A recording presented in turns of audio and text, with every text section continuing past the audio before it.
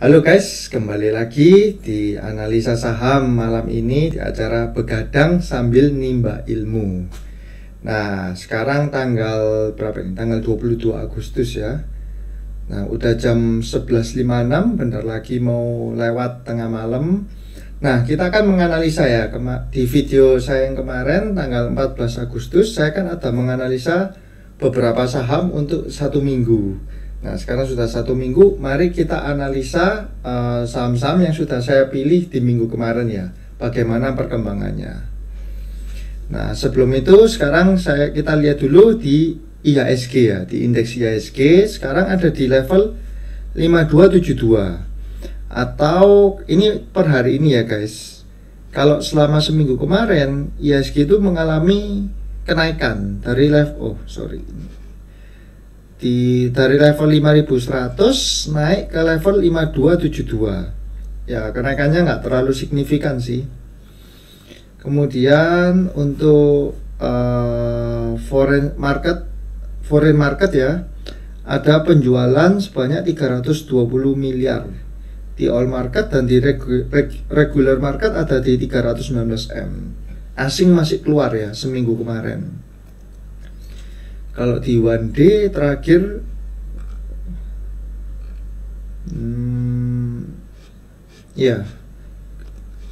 kalau seminggu kemarin kalau seminggu kemarin asing ada masuk total net buy-nya 350 miliar. Untuk regional market net sell 283 miliar. Berarti ada transaksi nego ya. Kemungkinan yang kemarin di MNCN itu. Nah, untuk yang saham-saham pilihan kemarin itu saya ada ini ya. Ini. Ada MNCN, BMTR, TUWR, KF, Antam, MDK. Kita lihat satu persatu ya. Di 14 Agustus kemarin harga MNCN kan 880 dan per hari ini ada di level 910. Coba kita lihat secara chartnya ya. Yang pertama MNCN dulu. MNCN.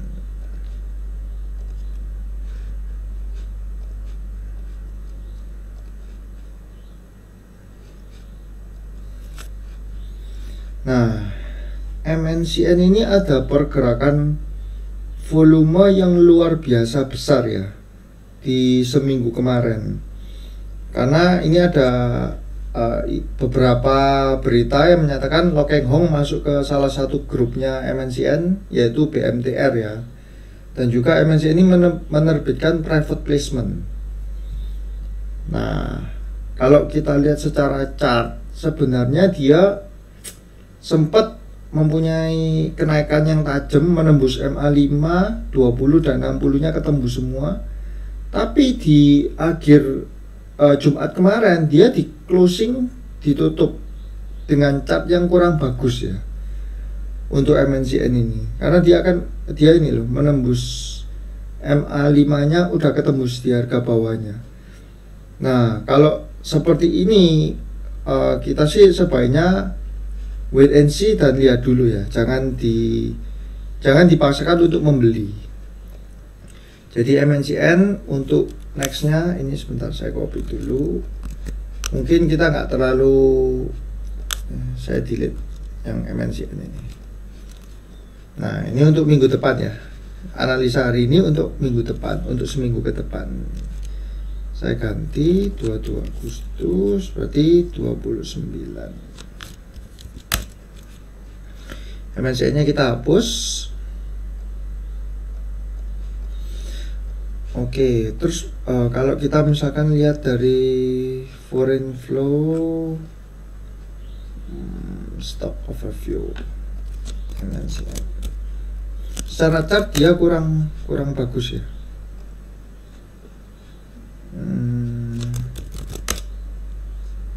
Nah, ini performanya si MNCN. Nah, dia sempat naik kenceng, sempat ini tiba-tiba turun lagi.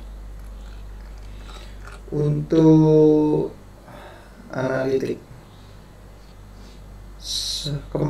di hari Jumat kemarin ada net buy foreign-nya 6 miliar, nggak terlalu signifikan ya. Nah, one week sempat foreign ini masuk gila-gilaan di regional, di pasar nego ya. Kalau di regional market masih net sell. Nah, kita bisa lihat brokernya ya. Net buy-nya ada di CG Citigroup. Sedangkan net sell ada di AK. AK ini kalau nggak salah JP Morgan.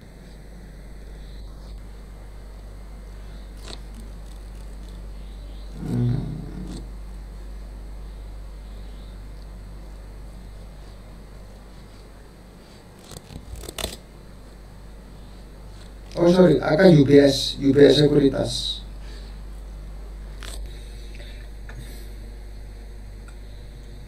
Nah, ini secara volume, net by volume ya. Kalau kita lihat nggak dihitung buy dan sell-nya, cuma dihitung buy volumenya aja.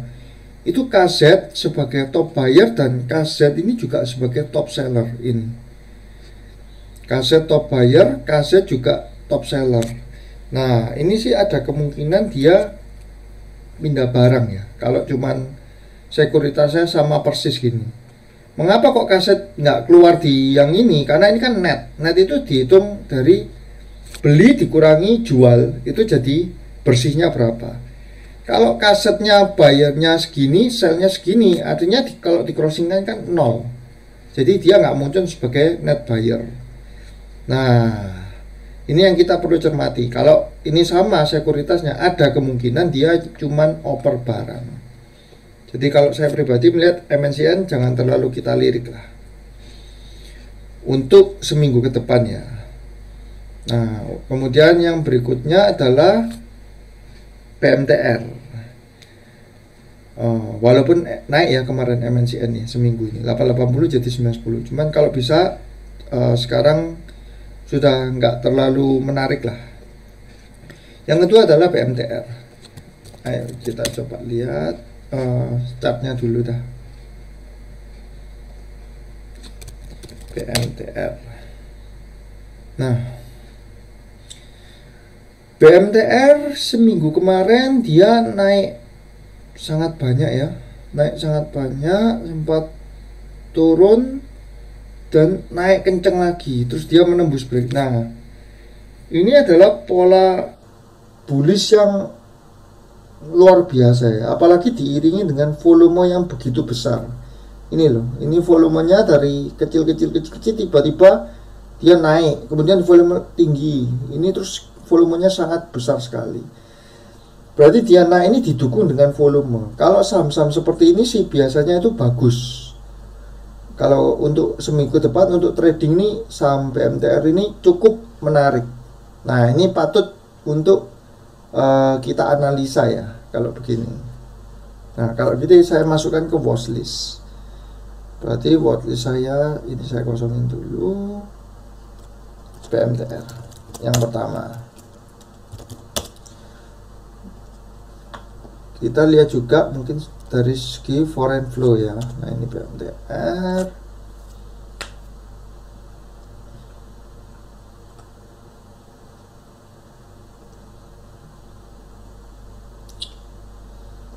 One day asingnya buang 22 miliar di all market sama regional. Berarti tidak ada transaksi di nego ya. Semua transaksinya di regional market. Seminggu kemarin buang 38 M total. Turnovernya 430 miliar. Sebenarnya nggak terlalu ngefek ya porsi asingnya. Kenapa? Karena cuma 30 M, nggak sampai 10%-nya. Nah, ini kalau ini saya masih berani lah untuk memantau saham PMTR ini. Kita masukkan ke watchlist dulu untuk dianalisa. Kemudian berikutnya adalah TOWR. Kita lihat dari chart seminggu kemarin ya.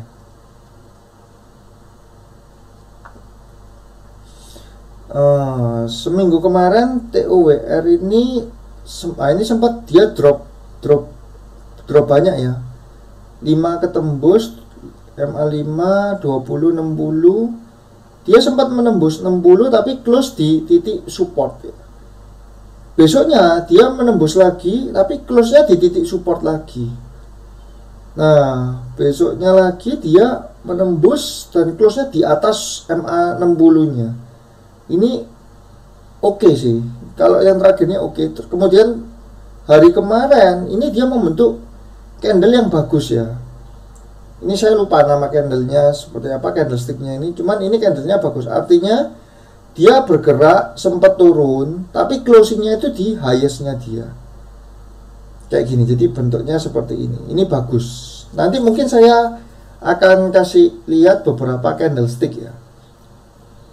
Beberapa jenis candlestick yang bagus, yang mengindikasikan itu bullish pattern lah. Seperti itu.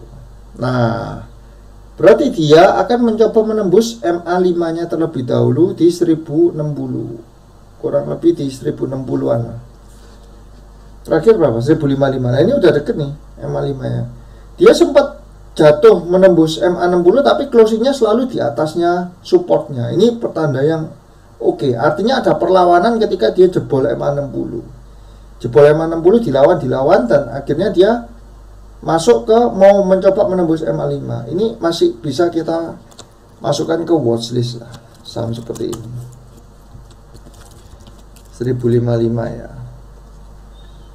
Nah, TOWR, kemudian kita lihat flow dari foreign flow-nya.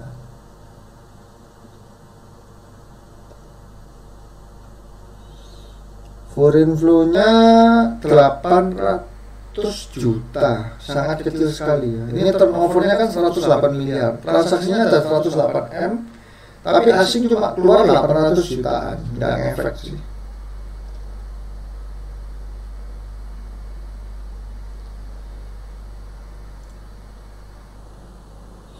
Nah, selama 1 minggu asing keluar sebanyak 230 M.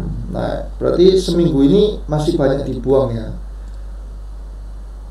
Secara value ada transaksinya 1,8 triliun, gede banget nih. Berarti porsi asingnya ada sekitar 15, nggak sampai sih, mungkin 12%an lah. 10% kan 1,180 M. Sekitar ya 13-14%an porsi asingnya. Masih nggak terlalu signifikan. Kemudian bayarnya SQ sebagai buyer juga sebagai net buy. Nah ini artinya ada akumulasi ya dari SQ. Kita coba lihat dari sisi progresnya. TOWR selama tanggal 14 kemarin ya. Nah ini SQ ada akumulasi cukup besar di 66 M. Ini brokernya BCA Sekuritas ya. Ini yang buang barang adalah IF Samuel Sekuritas. Secara value CS beli, dia juga jual. Kalau saham seperti ini sih saya masih masukkan ya ke dalam watchlist untuk dianalisa lebih lanjut lagi. Oke, kita masuk yang berikutnya. KF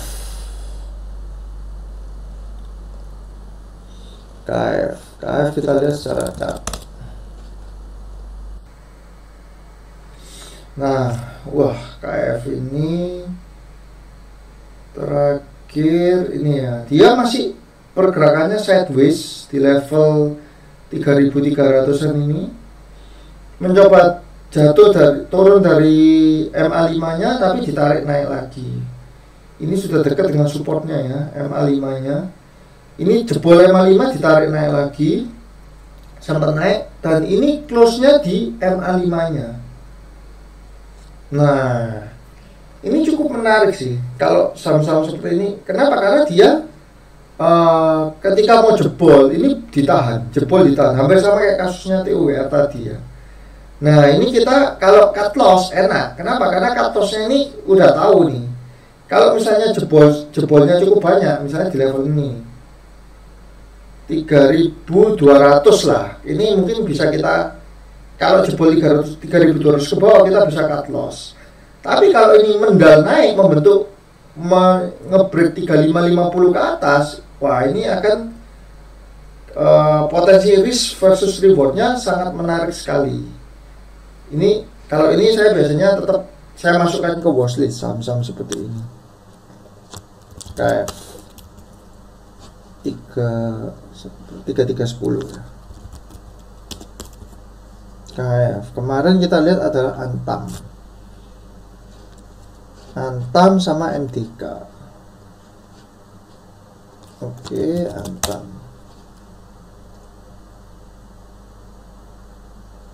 Nah, kalau Antam ini ya, ini dia sudah menjebol MA5 ya.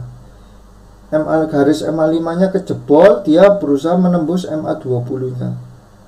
Dia sempat rebound sedikit, terus ininya kejebol lagi. MA5 nya kejebol, ini MA5 closingnya mulai naik, tapi ini mau turun. Nah ini kalau ini masih bahaya lah, masih agak bahaya dari sisi untuk technical selama seminggu kemarin ya. Berarti secara psikologis MA5 nya ini sudah dijebol sama orang-orang. Tekanan untuk menaikkan kembalinya itu kurang kuat gitu loh, sehingga dia berhasil closing di bawah MA5 nya. Padahal sebelumnya dia naik ya di atas MA5, di atas MA5 20 dan 60 dia naik, terus ini arah trennya turun terus. Kalau ini sih mungkin sebaiknya dihindari dulu lah seminggu ini.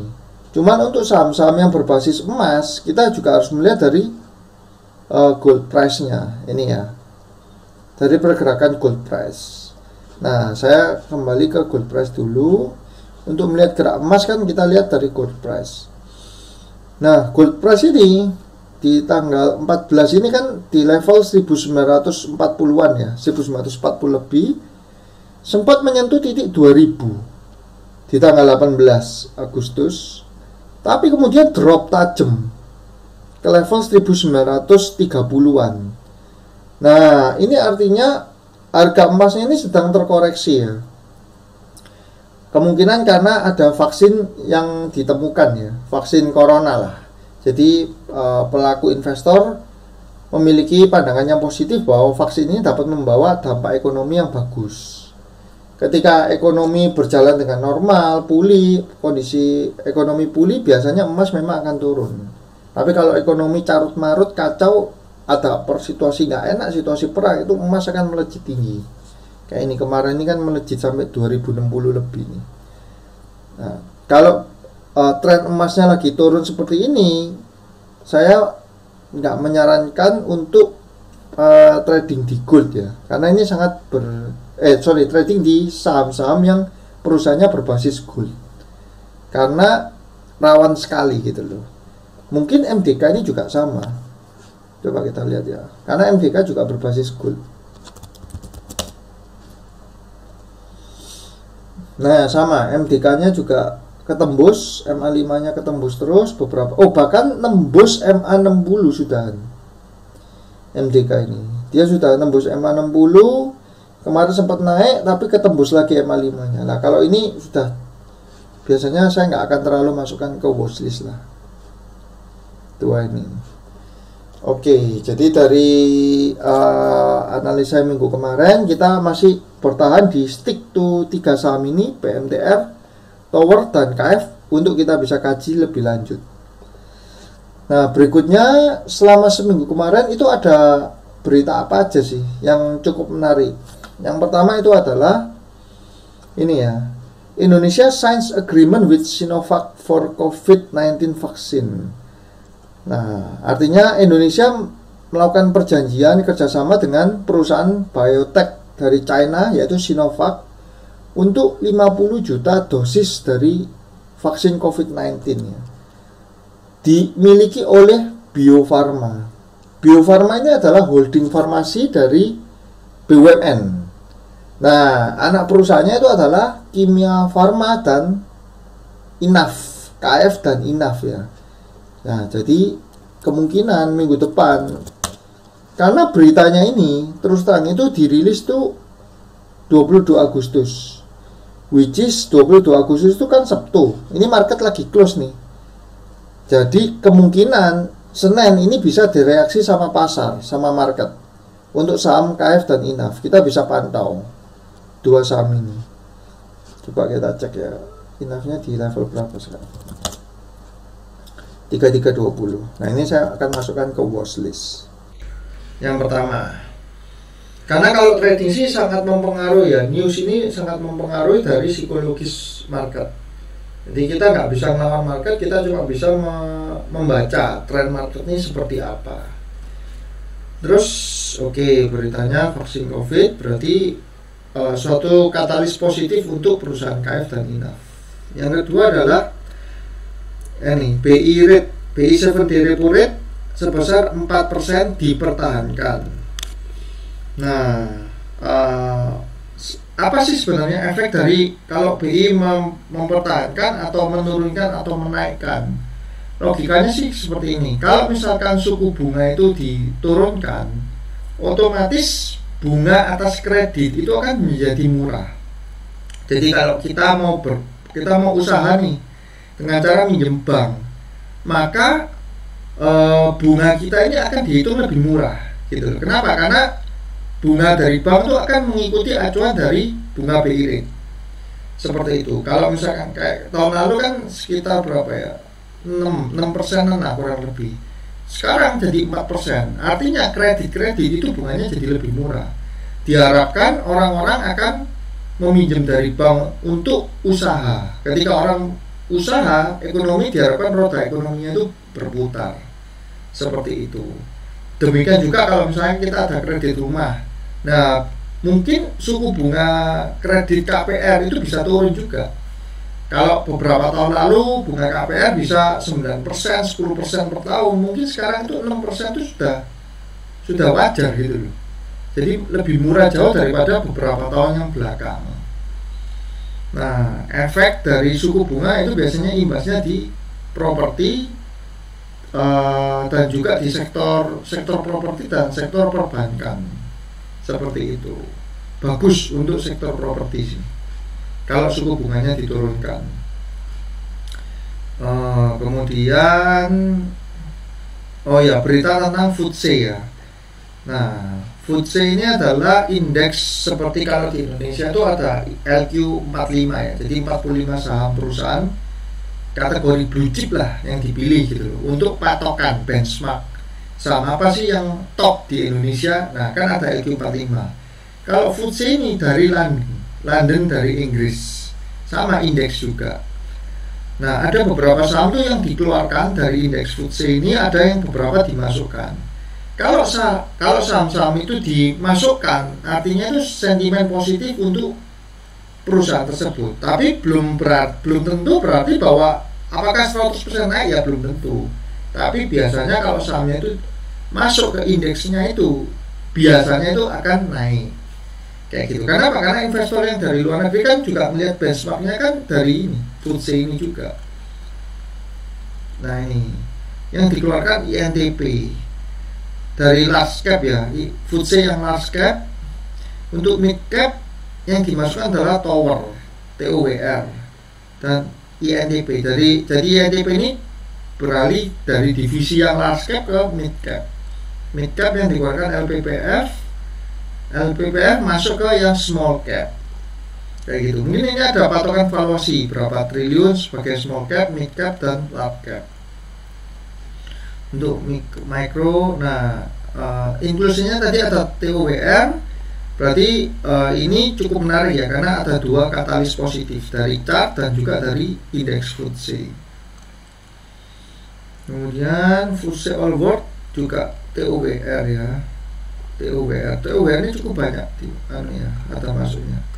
Nah, sekilas kalau saya lihat berarti TOWR ini cukup menarik untuk diperhatikan, karena secara chart dia oke seminggu kemarin, dan juga secara FTSE dia mendapat katalis positif. Nah, ini perlu kita note. Seperti itu. Nah, untuk berita seminggu kemarin sih ada 3 itu. Sekarang saya ingin Your internet connection is broken. Bentar ya guys, ada kesalahan teknis.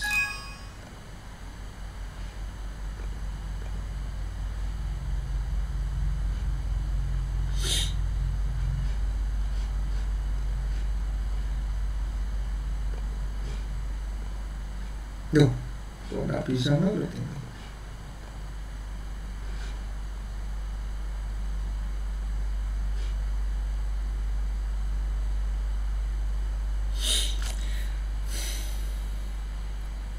Sebentar ya, saya akan buka